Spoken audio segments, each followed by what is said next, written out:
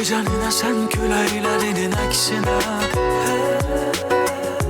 dalğalanan saçların dənizdir. Səni görəndə dünya dönür tərsinə, baxışların qəlbində bir izdir. Yoxsa sevgin uzaqdan gəlmiş, mənə hədiyyədir səmalardan. Axı Tanrı səni çıxardı qarşıma hardan?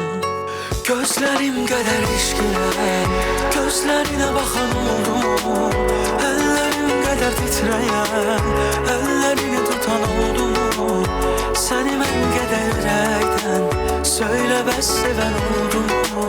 Mən səninlə bilmədim o keçən illəri, o qədər oldu mu? Gözlərim qədər işqilə, gözlərinə baxan oldu.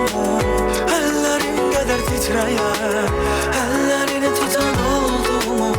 Səni mən qədər ürəkdən söylə bəs sevən oldu mu? Mən səninlə bilmədim o keçən illəri, o qədər oldu mu? Səni tapıram yuxularda gecə, oyanıram axı toxunanda necə. Hətrin qalır üstümdə mənim, dayanırsan deyə güzgümdə gəlib. Hara baxıram səni görürəm mən, yarım ömrümü sənə bölürəm mən. Qəlbin ümidi sevgi və yardan, tapdım mən səni hardan? Yoxsa sevgin uzaqdan gəlmiş, mənə hədiyyədir səmalardan.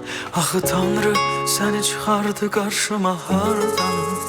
Gözlərim qədər işqilə, gözlərinə baxan oldu. Əllərim qədər titrəyən, əllərini tutan oldu. Səni mən qədər ürəkdən söylə bəs sevən oldu. Mən səninlə bilmədim o keçən illəri, o qədər oldu mu? Gözlərim qədər işqilə, gözlərinə baxan oldu. Əllərim qədər titrəyən, əllərini tutan oldu. Səni mən qədər ürəkdən söylə bəs sevən oldu. Mən səninlə bilmədim o keçən illəri, o qədər oldu mu?